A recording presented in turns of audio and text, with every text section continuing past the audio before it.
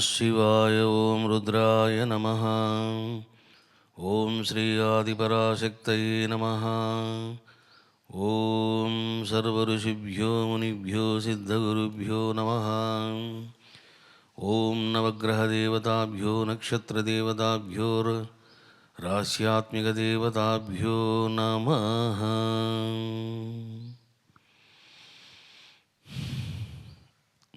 దివ్యాత్మ స్వరూపులారా,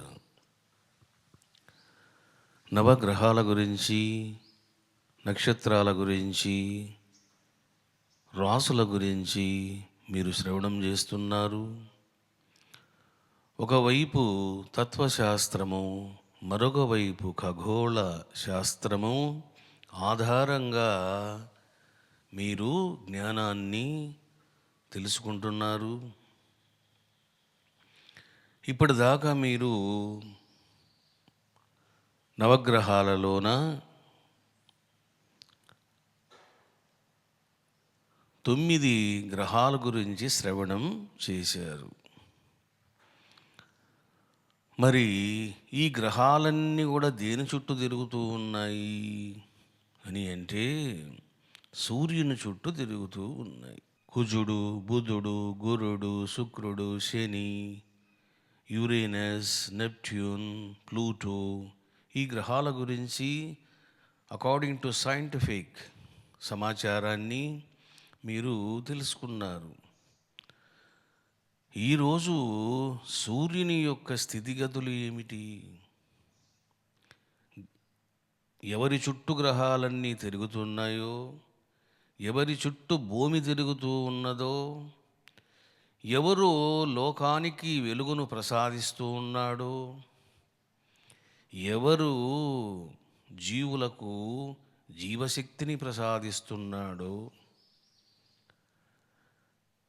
ఎవరు ప్రాణశక్తిని వర్ధిల్లజేస్తున్నాడో ఆ సూర్యుని యొక్క తాత్విక జ్ఞానాన్ని, సైంటిఫిక్ జ్ఞానాన్ని, ఈ రెండింటిని మీరు శ్రవణం చేయబోతున్నారు. మొదట మనము సైంటిఫిక్గా తెలుసుకుందాము. సూర్యుడు అనగానే ఆకాశములో మనకు గోచరించేటువంటి దైవము. దైవము అని కొంతమంది అంగీకరించకపోయినా కృతజ్ఞత కలిగినవాడు, వివేకం ఉన్నవాడు సూర్యుడిని దేవుడు అని గౌరవించక, ఆరాధించక తప్పదు. ఎందుకు? సూర్యుని వలన రాత్రి పగలు ఏర్పడుతున్నాయి. సూర్యుడు లేకపోతే అసలు జీవులకు వ్యవహారము నడవదు. ఎందుకు? సూర్యుడు వెలుగును ప్రసాదిస్తాడు. సూర్యుడు మనకు కావలసినటువంటి ఉష్ణోగ్రతను ప్రసాదిస్తాడు. మనకైనా రకరకాల జీవజాలములకు ప్రసాదిస్తాడు. అసలు మనకు ప్రాణశక్తి ఎక్కడి నుండి వస్తున్నది? సూర్యుని నుండే వస్తున్నది. చూశారా? కాబట్టి సైంటిఫిక్గా తెలుసుకోవలసిన సత్యం ఏమిటిది అంటే, సూర్యుడు ఒక రాయి లాంటి వాడు కాదు, దైవం లాంటి వాడు అని తెలుసుకోవాలి. సూర్యుని చుట్టూ గ్రహాలన్నీ తిరుగుతున్నాయి. ఒకనాడు సైంటిస్టులు అందరూ కూడా గ్రీకు, యూరప్, యూకే ఇటువంటి విదేశాల్లో అందరూ ఏమని భావించారు అంటే, భూమి చుట్టూ గ్రహాలు తిరుగుతూ ఉన్నాయి, సూర్యుడు తిరుగుతూ ఉన్నాడు అని భావించారు.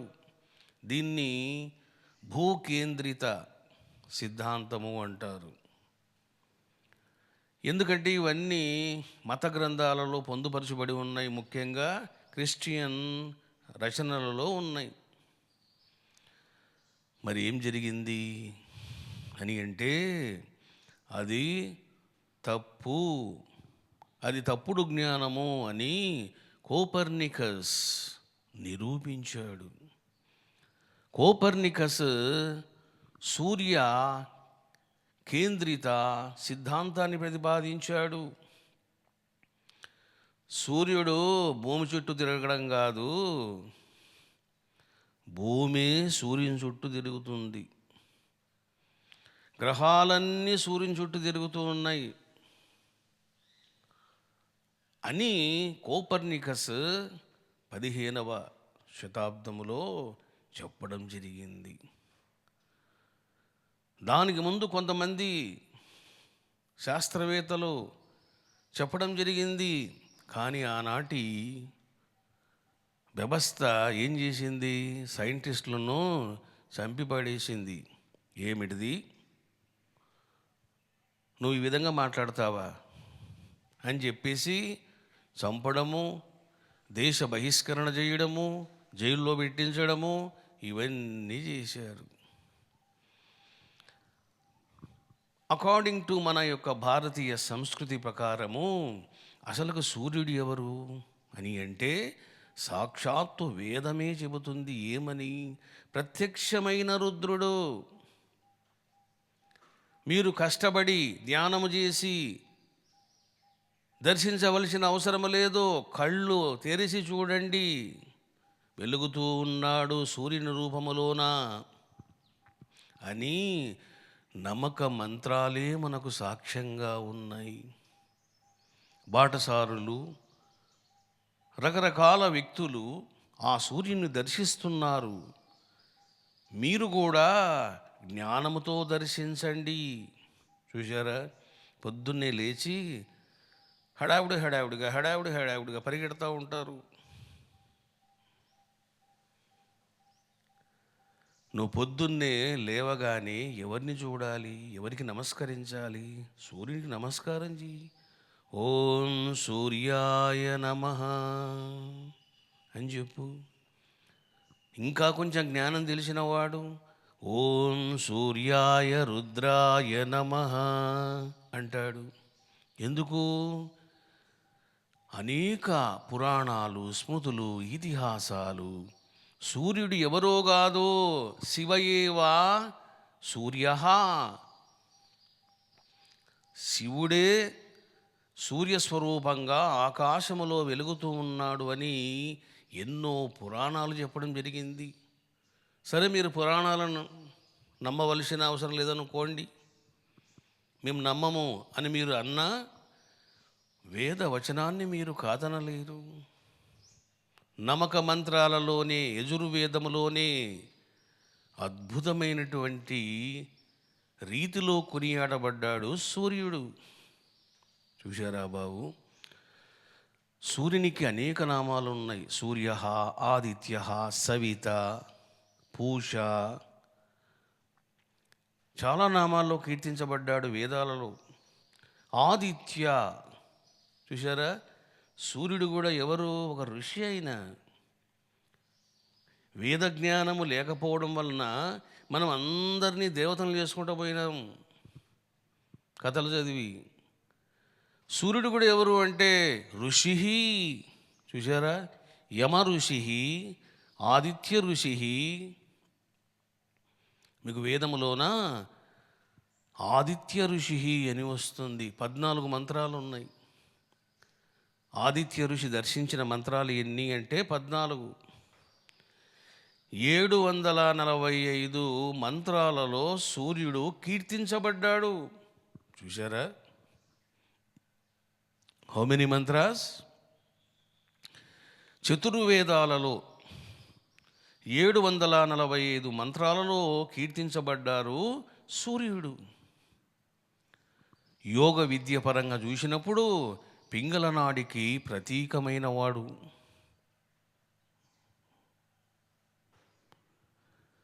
అందుకనే సూర్యుని ఏమన్నారు? వేద భాస్కర అన్నారు. సూర్యుడు జ్ఞానప్రదాత, ఆరోగ్యకారకుడైన.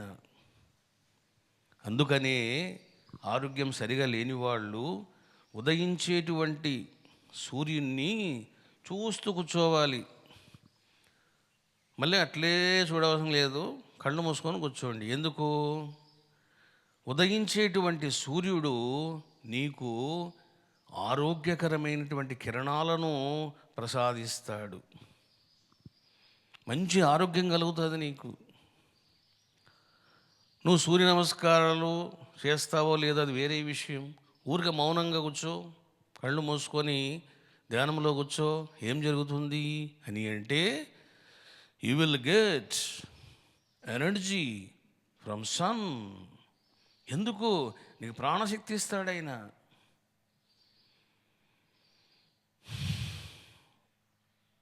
మనము ఒక అరణ్యానికి వెళ్ళామనుకోండి, ప్రాణశక్తి సిటీలో కంటే ఆ అరణ్యములో ఎక్కువగా ఉంటుంది. నేను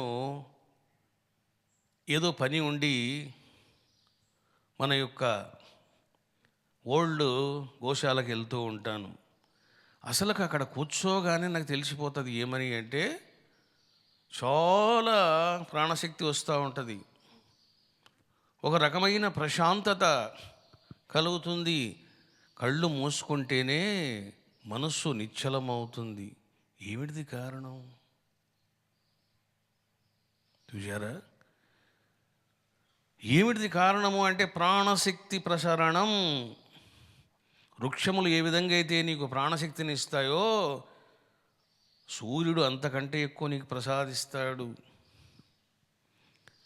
ఈ రకంగా సూర్యుని యొక్క వైభవం ఏమిటో, అవసరం ఏమిటిదో, తాత్వికమైనటువంటి సిచ్యువేషన్ ఏమిటిదో మీరు తెలుసుకున్నారు. మన యొక్క వాంగ్మయములో సూర్యలోకము అనేది ఒక లోకం ఉంది. నరకము, స్వర్గము, చంద్రలోకము, సూర్యలోకము, వరుణలోకము ఎట్లయితే మనం అంటున్నామో, సూర్యలోకం కూడా ఎక్కడ ఉందో, ఎంత డిస్టెన్స్లో ఉందో మన యొక్క శాస్త్రాలు చెప్పడం జరిగింది. చూశారా? సైంటిస్టులు చాలా గొప్పవాళ్ళే. ఆల్మోస్ట్ చాలా సత్యాలు కనుగొన్న వాళ్ళు విదేశీ సైంటిస్టులే ఉన్నారు. అది కాదనలేని సత్యం. కానీ లీడ్ ఇచ్చింది ఎవరు? భారతీయ సంస్కృతి ఋషులు. వాళ్ళు ప్రసాదించిన జ్ఞానము వల్లనే ఎన్నో రహస్యాలను కనుగొనగలిగారు. ఈ రకంగా సూర్యలోకం ఎక్కడ ఉంది, ఈ విషయాలన్నీ చెప్పడం జరిగింది మన శాస్త్రాలు. చూడండి, అగ్నిపురాణం చెబుతుంది ఏమని? సూర్యలోకము భువర్లోకం పైన ఉన్నది అని చెబుతుంది. ఓం భూహు అంటే భూలోకం, ఓం భువః భువర్లోకం పైన. ఈ భువర్లోకం పైన ఉంది సూర్యలోకము. ఆ యొక్క లోకము నుంచే స్వర్గం ప్రారంభమవుతుంది. అంటే స్వర్గానికి తొలిమెట్టు ఏమిటిది అంటే సూర్యలోకం. అది కథ. సూర్యలోకం మొదటి మెట్టు అయితే, చివరి మెట్టు ధ్రువ నక్షత్రం. దీన్ని స్వర్గము అంటారు. అది అంటే సూర్యుని పైన ఉన్నాడు ఇంద్రుడు. ఈ రకంగా సూర్యలోకం ఎక్కడ ఉందో అగ్నిపురాణం ద్వారా చెప్పబడినటువంటి జ్ఞానాన్ని మీరు శ్రవణం చేశారు. మరి ఈ సూర్యుడు ఎవరు అన్నప్పుడు చూడండి, శాస్త్రవేత్తలు ఏమన్నారు, భారతీయ తత్వవేత్తలు ఏమన్నారు. 2800 సంవత్సరాల క్రిందట చైనా సైంటిస్టులు, చూసారా, చైనా వాళ్ళు చాలా జీనియస్ ఫెలోస్ వాళ్ళు. నేను చైనా గురించి ఏంటో అనుకునేవాడిని. చైనాకు వెళ్ళిన తర్వాత నాకు అర్థమైంది వాళ్ళ యొక్క పొటెన్షియాలిటీ ఎంతో ఏమిటో, ఎఫిషియన్సీ ఏమిటో, మేధస్సు ఏమిటిదో, వాళ్ళ డెడికేషన్ ఏమిటిదో, వాళ్ళ హార్డ్ వర్క్ ఏమిటిదో చాలా బాగా అర్థమైంది. చూడండి, ఫస్ట్ టైం సూర్యునిలో ఉన్నటువంటి మచ్చల గురించి, స్పాట్స్ గురించి ఎవరు చెప్పారు? ఫస్ట్ టైం చైనా చెప్పింది. క్రీస్తుకు పూర్వం 800, అంటే 2800 సంవత్సరాల క్రిందట China identified that there are spots in the sun, సూర్యునిలో మచ్చలు ఉన్నాయి అని చెప్పడము జరిగింది. చైనా వాళ్ళు ఆ విధంగా చెప్పిన తర్వాత చూడండి, మనం ఇంకా కొంచెం ముందుకు పోతే క్రీస్తుకు పూర్వము 450, అంటే 2450 సంవత్సరాల కిందట అనాక్సాగోరస్ అన్నటువంటి గ్రీకు సైంటిస్ట్ ఇతడు. చూడండి, ఇతను ఏమంటాడంటే, మీరు అనుకుంటున్నట్లు ఆ సూర్యుడేం దేవుడు కాదయ్యా, ఒక వేడితో కూడినటువంటి ఇనుము లాంటి గోళము లేదా రాయి లాంటి గోళము అని చెప్పాడు. ఈ యొక్క సందేశము నచ్చలేదు గ్రీకు వాళ్ళకు కూడా, అందుకని అతన్ని దేశ బహిష్కరణ చేశారు. ఇంకా నీకు వాల్యూ ఇచ్చి పంపిస్తున్నాం, లేకపోతే నిన్ను మరణశిక్ష విధిస్తామని చెప్తే వెళ్ళిపోవడం జరిగింది ఈ యొక్క సైంటిస్ట్. చూసారా, గ్రీకు సైంటిస్ట్ ఏమంటున్నాడు? సూర్యుడు దేవుడు కాదు, ఆయన వేడిగా ఉండేటువంటి ఒక గోళ స్వరూపుడు అన్నాడు. ఇక క్రీస్తుకు పూర్వం 300,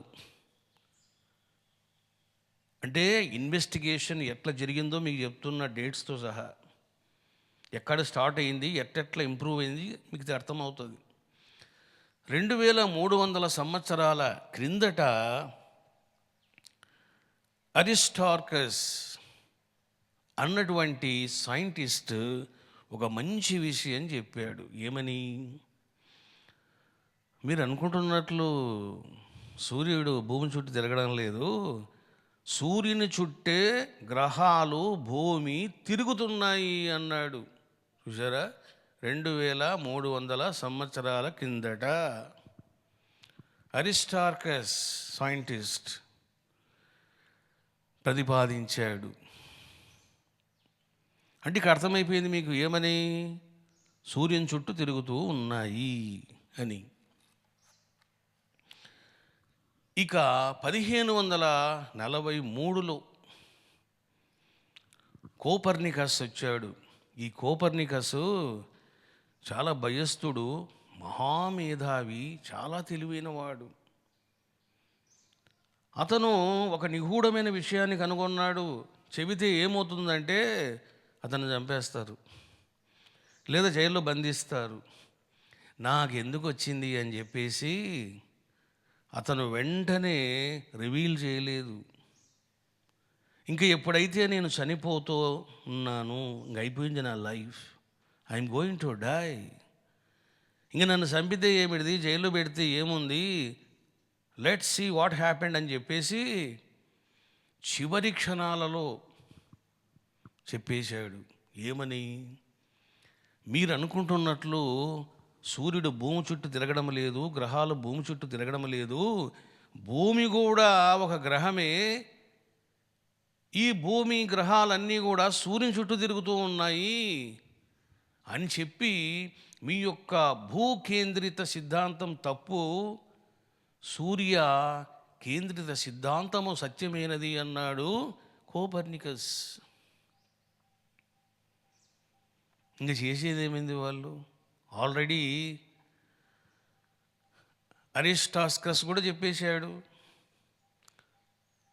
ఈ రకంగా 1543లో కోపర్నికస్ సాహసోపేతమైనటువంటి సైంటిఫిక్ సమాచారాన్ని, మర్మాన్ని లోకానికి చెప్పడం జరిగింది. సూర్య కేంద్రీకృత నమూనా అంటారు దీన్ని. ఈ రకంగా మీరు అర్థం చేసుకున్నారు. ఇక 1610లో గెలీలియో కూడా చైనా వాళ్ళు చెప్పినటువంటి విషయాన్ని సత్యమని ప్రతిపాదించాడు. చైనా వాళ్ళు సూర్యునిలోని మచ్చల గురించి చెప్పారు, అది సత్యమైన సమాచారం అని చెబుతూ గెలీలియో కూడా వాంగ్మూలాన్ని ఇవ్వడం జరిగింది.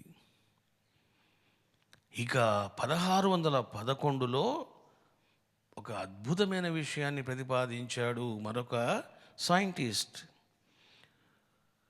జోహనెస్ అన్నటువంటి ఇతడు సూర్యుని మచ్చల మీద ఒక బుక్కు రాసి సూర్యుడు తిరుగుతున్నాడు అని కనుగొన్నాడు. చూడండి, ఇక్కడనే మీరు జాగ్రత్తగా వినాలి. సైన్స్ ఏం చెప్తుందంటే హూ ఈజ్ సన్ అన్నప్పుడు గ్రహం అని చెప్పదు, నక్షత్రము అని చెప్తుంది. మరి మన జ్యోతిష శాస్త్రం ఏం చెప్తుంది? సూర్యుడిని గ్రహము అంటుంది. మనకు 28 నక్షత్రాలు ఉన్నాయి, అందులో సూర్యుని పేరు లేదు. ఎందుకు? సూర్యుడు నవగ్రహాల్లో మొదటివాడుగా ఉన్నాడు, గ్రహాధిపతిగా ఉన్నాడు. ఈయన క్లారిటీ ఇచ్చాడు 1611లో. ఏమని? సూర్యుడు గ్రహము కాదు, నక్షత్రము అని చెప్పాడు. ఇక్కడ మీరు అర్థం చేసుకోవాలి, మరి నక్షత్రానికి గ్రహానికి ఏంటి డిఫరెన్స్ అంటే, నక్షత్రానికి మూమెంట్ ఉండదు, ఉన్నా చాలా స్వల్పం. గ్రహాలు ఏంటంటే వాటి పనే ఇంకా తిరగడం. మనం అంటుంటాం, ఏమి రాని నట్ల పట్టుకున్నాడు వాడు గ్రహంలాగా అంటుంటారు. చూడండి, ఎందుకు అని అంటే వాడు తిరుగుతూనే ఉంటాడు. గ్రహాలన్నీ కూడా తిరుగుతాయి అని చెబుతూ చాలా విషయాలు చెప్పడం జరిగింది ఇతడు. ఏమని? నెంబర్ 1, సూర్యుడు స్వయం ప్రకాశకుడు, గ్రహాలు స్వయం ప్రకాశకులు కాదు. సూర్యుని యొక్క వెలుగును ప్రతిబింబజేస్తాయి గ్రహాలు. అది చూసారా బాబు? సో ప్రకాశవాన్ అంటుంది శాస్త్రం. అంటే ఏమిటిది? సో ప్రకాశ, స్వయంగా వెలిగేటువంటి వాడు సూర్యుడు. మిగతా గ్రహాలన్నీ సూర్యుని యొక్క వెలుగుతో ప్రతిబింబిస్తాయి. ఇక రెండవది ఏమన్నాడంటే ఈ సైంటిస్టు, హైడ్రోజన్ హీలియముల యొక్క కలయిక వలన, అణు కలయిక వలన శక్తి, వెలుగు ఇవన్నీ ఏర్పడుతాయి. కాబట్టి సూర్యుడు గ్రహము కాదు, నక్షత్రము అని అన్నాడు. సూర్యుడు ఎవరి చుట్టూ తిరగడు, ఏ గ్రహం చుట్టూ సూర్యుడు తిరగడు. సూర్యుని చుట్టూ అన్ని గ్రహాలు తిరుగుతాయి. చూసారా? భూమి సూర్యుని చుట్టూ తిరుగుతుంది కానీ సూర్యుడు తిరగడు భూమి చుట్టూ. మరి అదేమిటండి? మరి సూర్యుడు స్థిరమా, తిరగడా అంటే సూర్యుడు కూడా తిరుగుతాడు అని నిర్ధారణ చేశారు. మరి సూర్యుడు తిరుగుతున్నప్పుడు ఎవరి చుట్టూ తిరుగుతాడు అని అంటే, మన తలలు బద్దలయ్యే సమాచారం చెప్పారు సైంటిస్టులు. ఎందుకంటే నేను చదివినప్పుడు అట్లా ఉండిపోయినా కాసేపు. ఏమిటది అని అంటే, సూర్యుడు కూడా తిరుగుతాడు. సూర్య ఈజ్ నాట్ కాన్స్టెంట్, సూర్యుడు కూడా తిరుగుతాడు. మరి దేని చుట్టూ తిరుగుతాడు అంటే, గెలాక్సీ కేంద్రం చుట్టూ తిరుగుతాడు. చూశారా బాబు? చిన్నమాయను పెద్దమాయ, పెద్దమాయను పెనుమాయ. గ్రహాలన్నీ సూర్యుని చుట్టూ తిరిగితే సూర్యుడు కూడా తిరుగుతున్నాడు అని అంటారు సైంటిస్టులు, విత్ ఎవిడెన్స్తో. ఏమిటా ఎవిడెన్స్ అంటే, గెలాక్సీలోన సూపర్ మ్యాసివ్ బ్లాక్ హోల్ అంటారు, దీని చుట్టూ తిరుగుతాడు సూర్యుడు. కానీ చాలా టైం తీసుకుంటాడు, నవగ్రహాల్లా కాదు.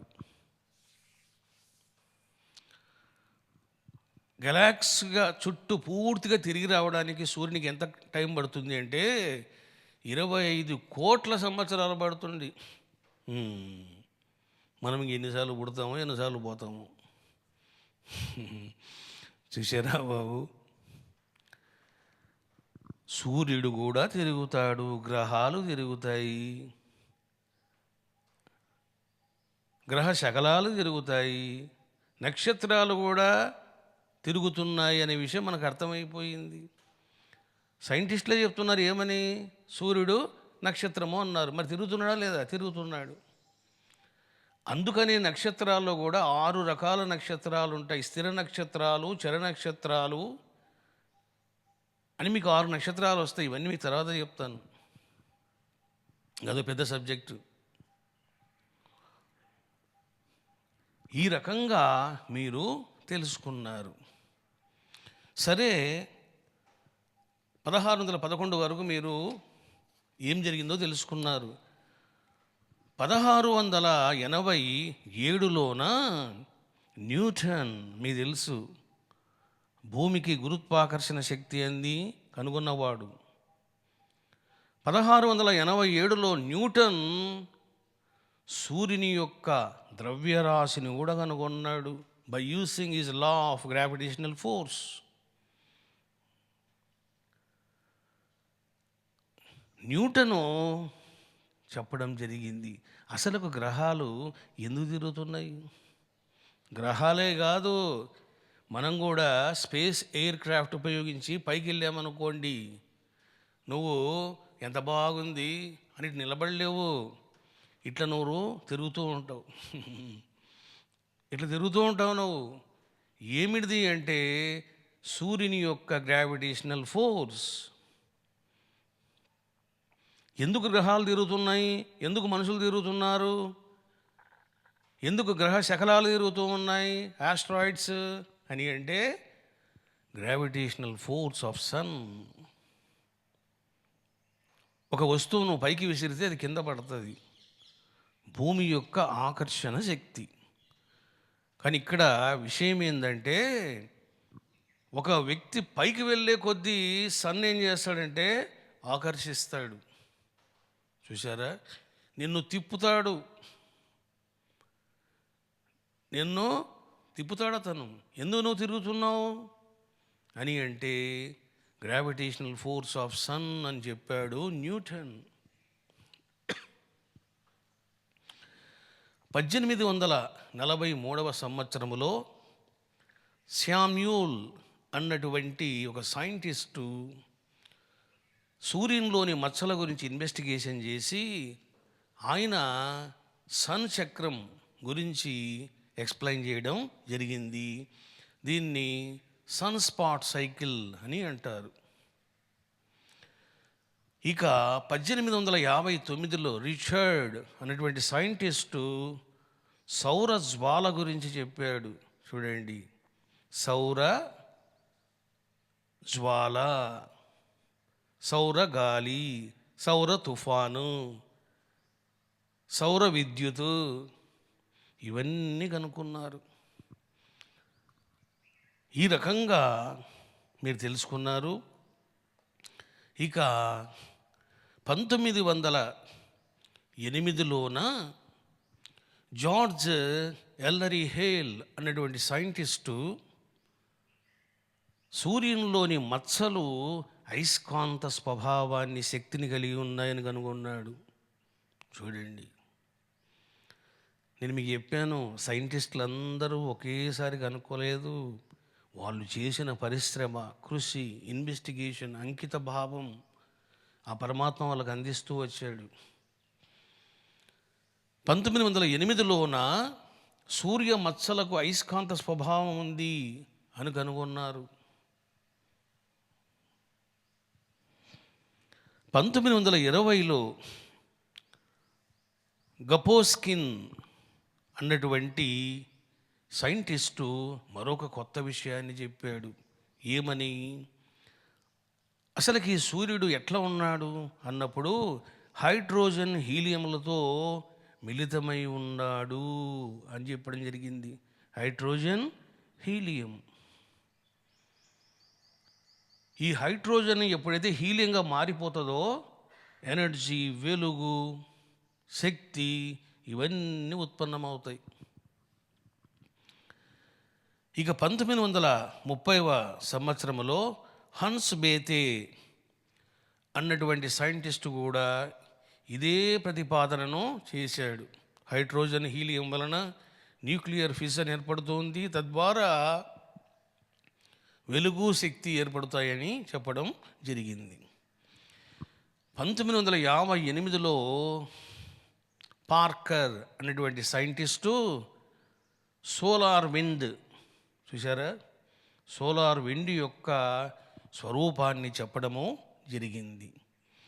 ఇక 1995 సోహో అన్నటువంటి సైంటిస్టు, నాసా వాళ్ళు కంబైన్డ్గా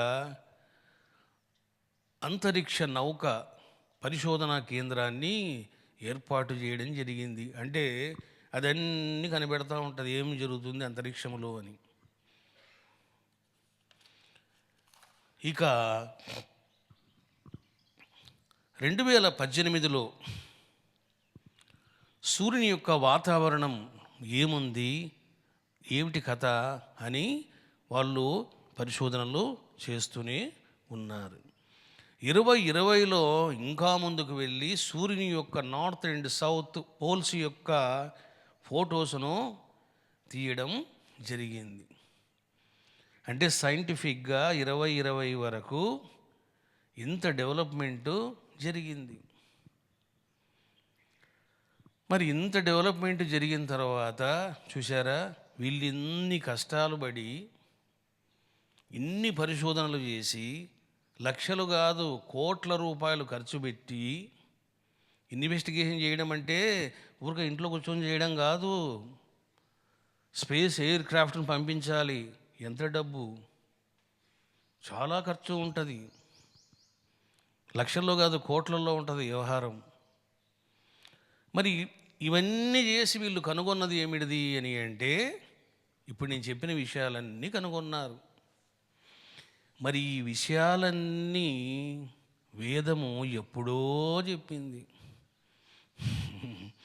చూశారా బాబు, ఈ సూర్యుడు ఎవరు, హూ ఈజ్ ది సన్, ఆకాశములో కనిపించేటువంటి సన్ ఎవరు అన్నప్పుడు వేదం చెప్పడం జరిగింది. ఏమని? సూర్యుడు కశ్యప మహర్షి అదితి దంపతుల యొక్క కుమారుడు. మీకందరూ తెలుసు కశ్యప మహర్షి, అదితి తెలుసు. అదితి ఎవరు అని అంటే దక్ష ప్రజాపతి యొక్క కూతురు.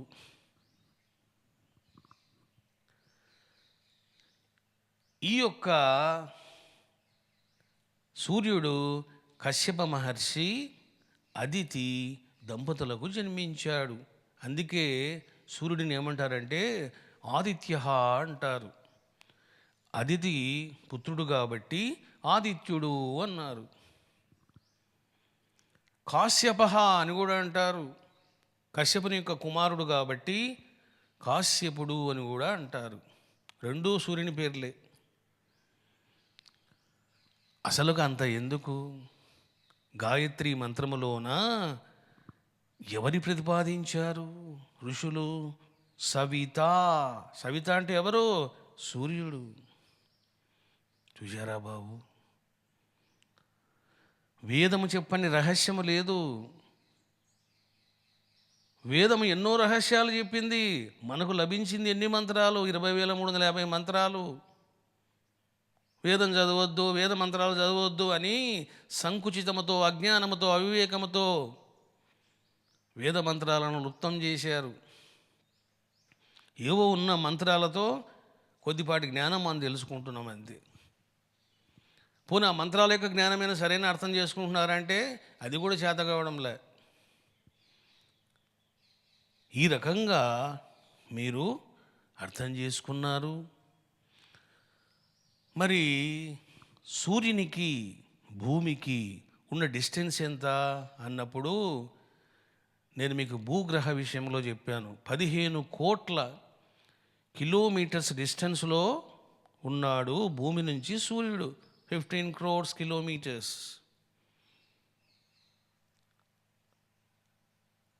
మరి సూర్యుని యొక్క వ్యాసం ఎంత అని అంటే అప్రాక్సిమేట్లీ 14,00,000 కిలోమీటర్స్.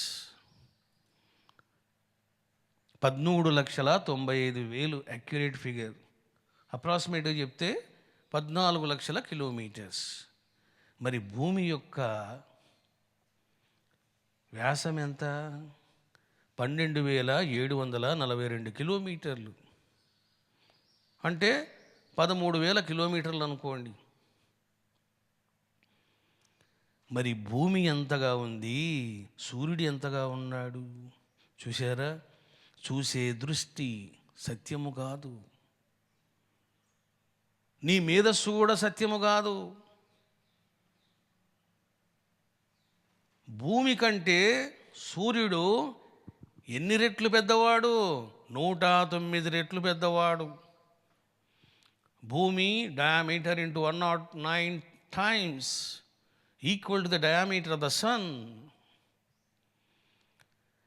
మరి 109 రెట్ల పెద్దవాడు ఉన్నటువంటి సన్ను మనకి ఎట్లా కనపడుతున్నాడు? 1 feet or 1.5 feet కనపడతాడు. చూశారా బాబు? ఎందుకు అంటే 15 కోట్ల కిలోమీటర్స్ డిస్టెన్స్లో ఉన్నాడు.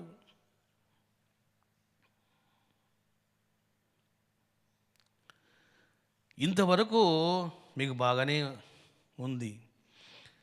మరి మనం ఆకాశంలో నక్షత్రాలు చూస్తున్నాం కదా. ఏం నక్షత్రాలు అవి? చిన్న కనపడుతూ ఉన్నాయి.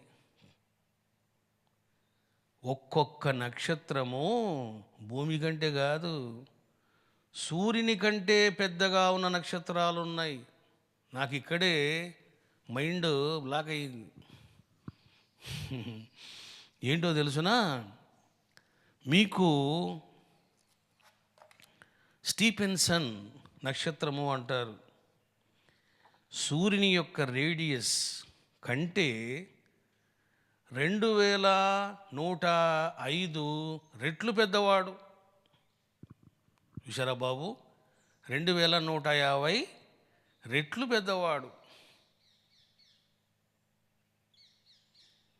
సూర్యుని యొక్క రేడియస్ ఎంత చూసుకోండి ఒకసారి.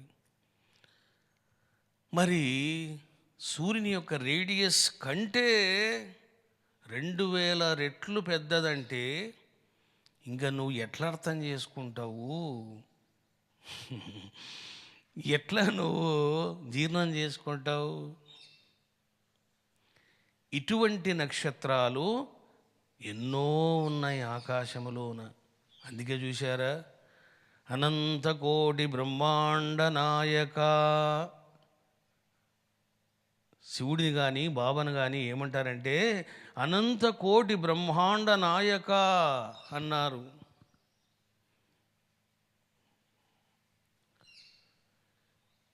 ఇప్పుడు నేను చెప్పినటువంటి నక్షత్రాలు మీకు వరుసపెట్టి ఒక క్లాసు చెప్పొచ్చు, అంత అవసరం లేదు. సూర్యుని కంటే చాలా పెద్దవైన నక్షత్రాలు ఆకాశంలో ఉన్నాయి అనేది మీకు అర్థమైంది. ఈ విశ్వములోన మీరు ఏదైనా తీసుకోండి, అంతా చరాత్మకం, అస్థిరం. ఒక్క శివుడే స్థిరము. చూశారా బాబు? ఒక్క శివుడే స్థిరము. మీరు గ్రహాలు తీసుకోండి, తిరుగుతున్నాయి. గ్రహ శకలాలు తీసుకోండి, తిరుగుతున్నాయి. ఉపగ్రహాలు తీసుకోండి, తిరుగుతున్నాయి. చివరికి నక్షత్రాలు తీసుకోండి, తిరుగుతున్నాయి. మరి సూర్యుడు ఎవరి చుట్టూ తిరుగుతున్నాడు అంటే గెలాక్సీ చుట్టూ, సోలార్ సిస్టంతో పాటు సూపర్ మ్యాసివ్ బ్లాక్ హోల్ చుట్టూ తిరుగుతూ ఉన్నాడు. మరి గెలాక్సీ అయినా స్థిరంగా ఉందా అని చూశా నేను. చూసారా బాబు? సరే, సన్ను తిరుగుతున్నాడు, బాగానే ఉంది. సోలార్ సిస్టమ్ కూడా తిరుగుతుంది. మరి ఏమైనా ఒక గెలాక్సీ అయినా స్థిరంగా ఉందా అని చూశాను. అది కూడా తన కేంద్రం చుట్టూ తిరుగుతూ ఉంది. సరిపోయింది. మరి ఇటువంటి గెలాక్సీలు ఎన్నున్నాయి అంతరిక్షంలో అని అంటే ఆశ్చర్యపోతారు మీరు. 10,000 కోట్ల గెలాక్సీలు ఉన్నాయి. గెలాక్సీ అంటే తెలుగులో పాల పుంత అంటారు. పాలపుంత. మన చదువులు, మన ఇన్వెస్టిగేషన్ అంతా ఒక పాలపుంత మీదనే. 10,000 కోట్ల గెలాక్సీలు ఉన్నాయి. చూశారా? మానవుని యొక్క మేధస్సు ఎంత, వాడి తెలివి ఎంత, వాడి ప్రయత్నం ఎంత. అల్పమేవా స్వల్పమేవా. మరి ఈ విషయాలన్నీ ఎవరు చెప్పారు? ఎప్పుడో ఋషులు దర్శించారు. చూశారా బాబు? వేదములో మీకు నక్షత్ర సూక్తమే ఉంది. నక్షత్ర సూక్తములో ఎన్నో రహస్యాలు పొందుపరచబడి ఉన్నాయి. ఈ రకంగా మీరు అర్థం చేసుకున్నారు. మరి సూర్యుని యొక్క గమనము ఉన్నది అని సైంటిస్టులు నిరూపించారు. సన్ ఈజ్ నాట్ కాన్స్టెంట్, ఆయన మూవ్ అవుతున్నాడని నిరూపించారు. మరి మన జ్యోతిష శాస్త్రము, వేదాలు ఏం చెప్పాయి? తిరగడం కాదు, అసలుకు సూర్యుడు ఎట్లా తిరుగుతున్నాడు, ఆయన యొక్క రథము ఎట్లా ఉన్నది, ఆయన రథములో ఏ విధంగా కూర్చొని తిరుగుతాడు, ఆ రథానికి ఎన్ని గుర్రాలు ఉంటాయి, ఆ రథ సారథి ఎవరు, ఇవన్నీ మన శాస్త్రాలు చెప్పడం జరిగింది. సూర్యుని యొక్క రథము ఎలా ఉంటుందో తెలుసునా? మీకు అది కూడా ఆశ్చర్యంగా ఉంటుంది. ఏమిటిది అది అంటే, సూర్యుని యొక్క రథము వెడల్పు ఎంత అంటే 9,000 యోజనాలు. ఇంకా చూసుకోండి, 9,000 యోజనములు. ఒక యోజనము అంటే 12.8 కిలోమీటర్స్. పోనీ 13 కిలోమీటర్స్ అనుకోండి, అంటే 9,000 ఇంటూ 13 వేసుకోండి, అంత పొడవు ఉంటుంది. మరి ఎంత ఆక్యుపై చేస్తుంది ఆ రథము అని అంటే 18,000 యోజనాలు ఆక్యుపై చేస్తుందంట. చూశారా బాబు? I'm asking the question, how our rishis found this truth. ఎట్లా కనుక్కున్నారు వాళ్ళు? అదే మళ్ళీ తపస్సు అంటే. భారతీయ సంస్కృతి, భారతీయ ఋషుల యొక్క గొప్పతనం ఏమిటిది అంటే ఇదే. ఏ మతానికి లేదు ఇది, ఏ మనిషికి లేదు. యోగ భూమి ఇది, తపోభూమి ఇది, జ్ఞాన భూమి ఇది. చాలామంది ఏమనుకుంటుంటారంటే అమెరికా వాళ్ళు చాలా తెలివైన వాళ్ళు అనుకుంటారు. వాళ్ళని మించిన తెలివైన వాళ్ళు మన ఋషులు. నేను మన ఋషులు అంటున్నా. చూశారా? మన మానవులు కాదు, మన నాయకులు కాదు, మన ఋషులు. ఈ రకంగా అర్థం చేసుకున్నారు. మన శాస్త్రాలు చెబుతాయి, సూర్యుడు భ్రమణము చేయాలి అంటే 12 ఆదిత్యులు, 12 మునులు, 12 సర్పాలు, 12 అప్సరసలు, 12 రాక్షసులు, అంత 12 చూడండి. అందుకే మీకు 12 అన్నది ఎప్పుడు కూడా మీకు శుభకార్యాల్లో వాడరు. ఎందుకు? దహనం అది. మనం పూర్ణాహుతి ఇచ్చేటప్పుడు చూసారా, 1 2 3 4 5 6 7 8 9 10 11 12 అంటాం. ఎందుకు 12 అంటున్నాం అక్కడ? చూసారా? దహనం కాబోతూ ఉన్నది అది. అందుకే ఏకాదశి నాడు శుభకార్యాలు చేస్తారు కానీ 12 నాడు చేయరు. నేను విష్ణు భక్తుని కదా అంటే కాలిపోతుంది అది.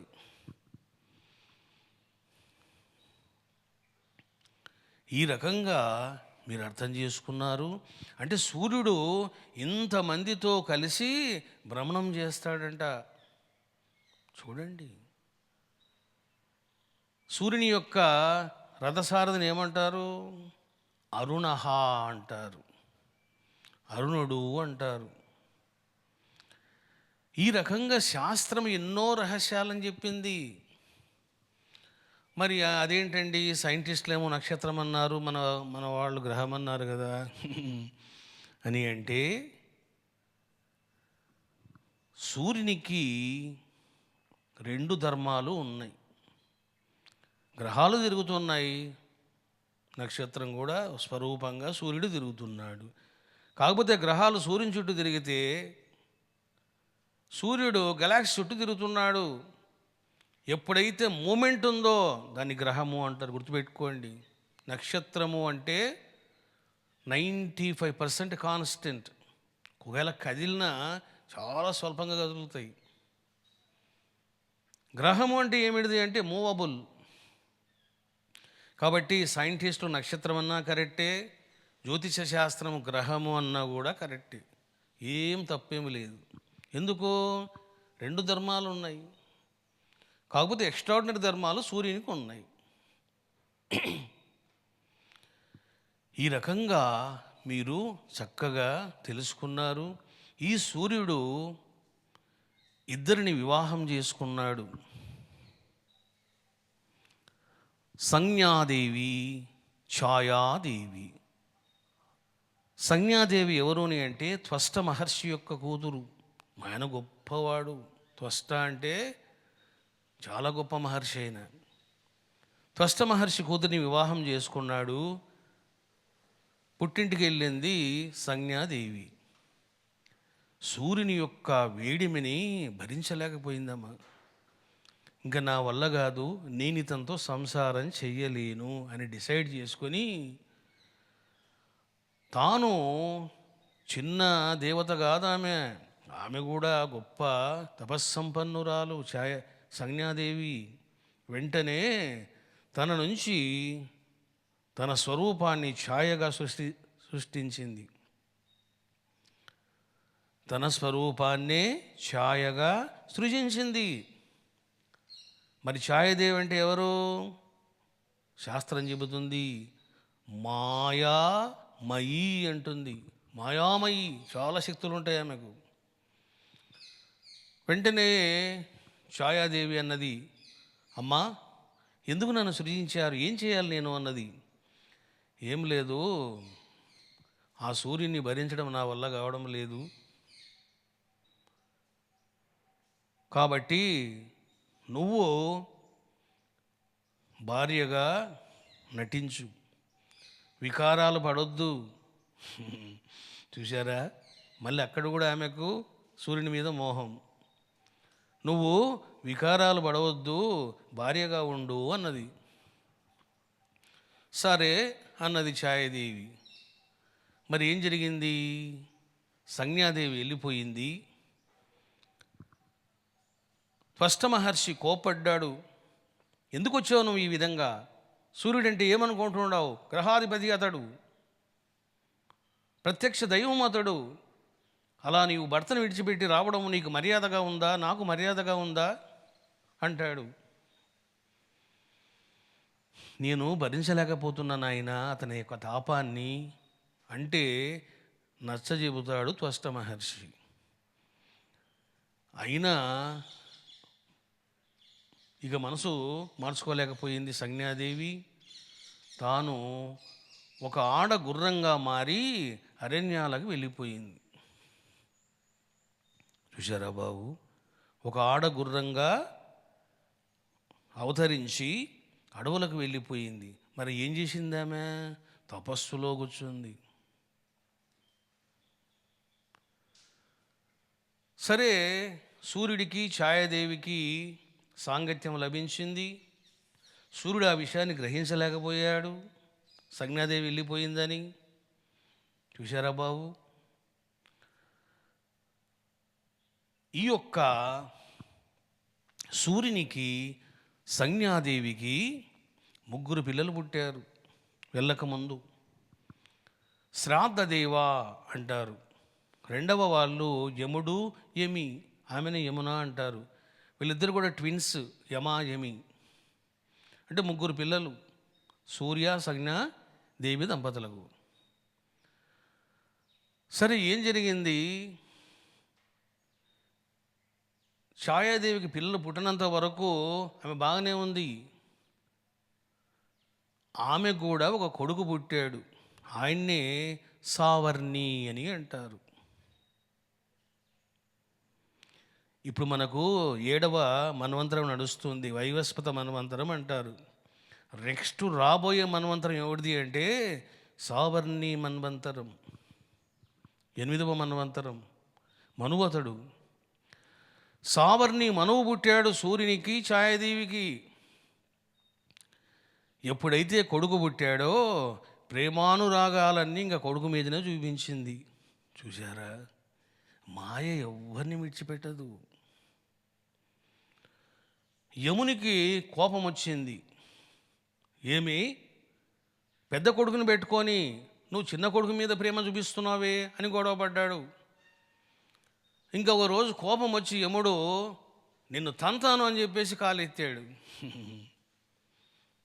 అప్పుడు ఛాయాదేవి కోపంతోటి, తల్లి మీదనే కాలు ఎత్తుతావా నువ్వు?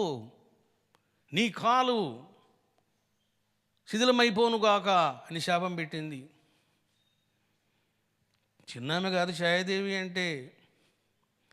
అప్పుడు యముడు వెళ్ళాడు సూర్యుని దగ్గరికి. నాయనా, ఇట్లా అమ్మ నాకు శాపం పెట్టింది, ఏమిటిది ఇదంతా, నాకేం అర్థం కావడం లేదు, అసలుకి ఈ అమ్మ మన అమ్మేనా అన్నాడు. చూశారా? యముడు ఆ మాట అన్నాడు. అప్పుడు సూర్యుడు అంటాడు, నాయనా, ఛాయాదేవి శాపానికి తిరుగులేదు, సరే నా అనుగ్రహంతో నేను పోగొడతానులే అని చెప్పి ఇంకా వెళ్ళి ఛాయాదేవిని బాగా తిడతాడు. నీకు 2 కొడుకులే కదా, ఎందుకు నువ్వు ఈ విధంగా బిహేవ్ చేస్తున్నావు అన్నప్పుడు ఛాయాదేవి ఇంక నిజం చెప్తుంది. సూర్యభగవాన్, నువ్వు అనుకుంటున్నట్లు సంజ్ఞాదేవి కాదు, నేను ఛాయాదేవిని. నీ తాపాన్ని భరించలేక సంజ్ఞాదేవి వెళ్ళిపోయింది. ఆడగుర్రమయ్యి అరణ్యంలో తపస్సు చేస్తుంది ఆ మహాతల్లి. నువ్వు ఇప్పటికైనా వెళ్ళి ఆమెను తీసుకొనిరా, నేను వెళ్ళిపోతాను అంటది. అప్పుడు సూర్యుడు అన్నాడు, నువ్వు ఎక్కడ పోతావు, నువ్వు కూడా ఉండు, నేను వెళ్ళి తీసుకొని వస్తా అంటాడు. మరి ఈమె ఎక్కడుంది? ఆడగుర్రమై తపస్సు చేస్తూ ఉంది. సూర్యుడు ఏం చేశాడంటే మగగుర్రం అయ్యాడు. మగగుర్రమయ్యి సంజ్ఞాదేవి దగ్గరికి వెళ్ళాడు. వెళ్ళి తాను తెలియజేశాడు, నేను సూర్యుణ్ణి అని. అప్పుడు వాళ్ళకు పుట్టినటువంటి సంతానమే అశ్విని కుమారులు, అశ్విని దేవతలు. సంజ్ఞాదేవి యొక్క నాసికల నుంచి పుడతారు వాళ్ళు. చూశారా? సంజ్ఞాదేవి యొక్క 2 నాసికల నుంచి పుట్టినటువంటి వాళ్ళు అశ్విని దేవతలు. ఈ రకంగా మీరు వింటున్నటువంటి దేవ వైద్యులైనటువంటి అశ్విని దేవతలు, యమధర్మరాజు, యమునా నది, సావర్ణి, వీళ్ళంతా సూర్యుని కొడుకులు. ఇప్పుడు వైవస్వత మన్వంతరం నడుస్తోంది. ఈయన ఎవరు? సూర్యుని కొడుకే. చూశారా బాబు? సూర్యునికి చాలా సంతానం ఉంది, అవన్నీ తర్వాత చెప్తాం మీకు. ఈ రకంగా సూర్య భగవానుడి గురించి మీరు చక్కగా తెలుసుకున్నారు. మరి సూర్యారాధన వలన ఏం కలుగుతాయి అని అంటే, సూర్యుడు జ్ఞానకారకుడు, ఆరోగ్యకారకుడు, అది ఐశ్వర్యకారకుడు. జ్ఞానమిస్తాడు ఫస్ట్ది. ఇంకా జ్ఞానం ఏ జ్ఞానం? ఏ జ్ఞానమైనా కావచ్చు, బ్రహ్మజ్ఞానం కావచ్చు, ఖగోళ జ్ఞానమైనా కావచ్చు. రెండవది ఏమిస్తాడు? మంచి ఆరోగ్యం ఇస్తాడు, దీర్ఘాయుషుని ఇస్తాడు, ఐశ్వర్యాన్ని ఇస్తాడు, వంశాభివృద్ధిని ప్రసాదిస్తాడు. ఈ రకంగా అనేక సత్ఫలాలను ప్రసాదిస్తారు సూర్య భగవానుడు. ఈ రకంగా ఆత్మస్వరూపులారా, ఈరోజు మీరు సూర్యుని యొక్క తాత్విక ఖగోళ శాస్త్ర కోణాలలో 2 కోణాల్లో కూడా చక్కగా శ్రవణం చేశారు. సూర్యుడు అంటే ప్రత్యక్ష దైవము. ఈ రకంగా మీరు అర్థం చేసుకున్నారు. ఆత్మస్వరూపులారా, రేపు అమావాస్య ప్రత్యేకమైనటువంటి ఉపాసనం శ్రీచక్రేశ్వరి మహాలయంలో ఉంటుంది. ఇక నవగ్రహదాతలు గుర్తుపెట్టుకోండి, ఇంకా మీరు ఏ కార్యక్రమానికి డబ్బులు కట్టవలసిన అవసరం లేదు. ఎందుకంటే ఆల్రెడీ మీరు ఎన్నో ఇబ్బందులు పడి కట్టుకుంటున్నారు. మళ్ళీ మధ్యలో ఈ ప్రోగ్రామ్స్కి డబ్బులు అంటే ఇబ్బంది పడతారు. కాబట్టి అమావాస్య ప్రోగ్రాంకు మీరు ఏం కట్టనవసరం లేదు. గ్రహ నక్షత్ర రాసుల యొక్క దాతలందరకు ఇది ఫ్రీ. మీకు గోత్రనామాలు పఠించబడతాయి. అన్నీ ఎవరైతే దాతలైనారో వాళ్ళ గోత్రనామాలన్నీ పఠించబడతాయి. మీకు రేపటి నుంచే నవగ్రహ నక్షత్ర రాశ్యాత్మిక దేవతల యొక్క హవనం కూడా మొదలవుతుంది. చూసారా, ఫలాలు మీకు ఇప్పటి నుంచే స్టార్ట్ అవుతున్నాయి.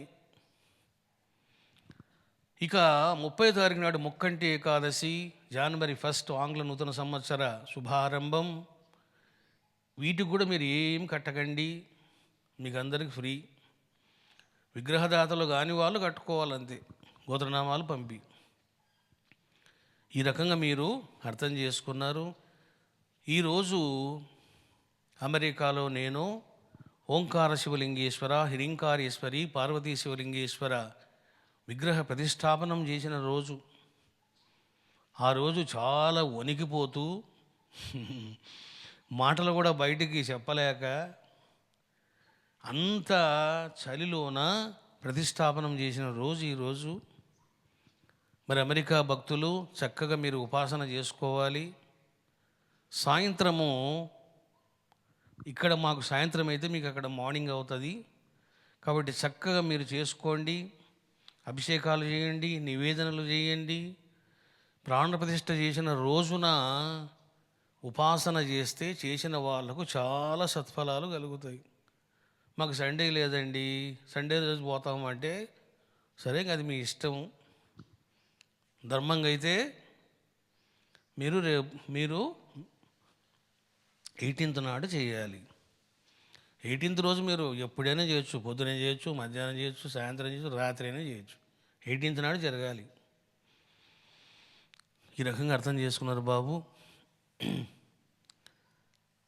నక్షత్రాల మీద, రాసుల మీద, నవగ్రహాల మీద సాంగ్స్ పాడడం మొదలైంది. రేపు ఫస్ట్ సాంగ్ను మీరు శ్రవణం చేయబోతారు.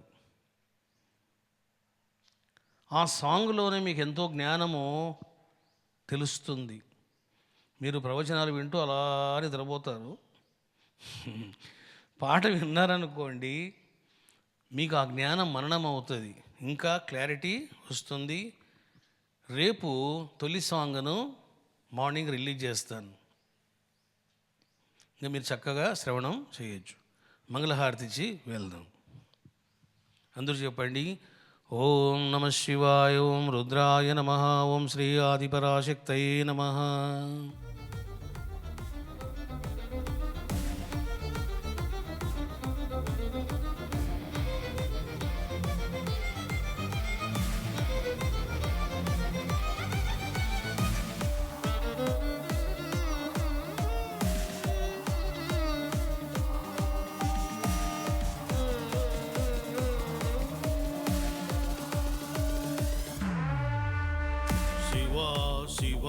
శివ హర హర హర,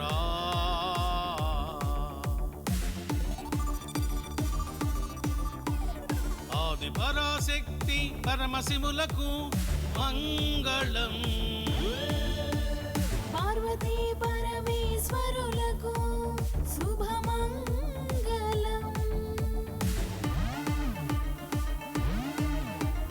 భైరవి భైరవుల భైరవులకు జయమంగళం జయమంగళం. శ్రీ చక్రేశ్వరికి మహామంగళం.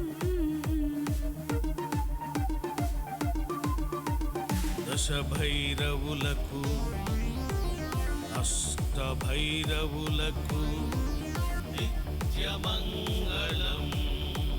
దశమా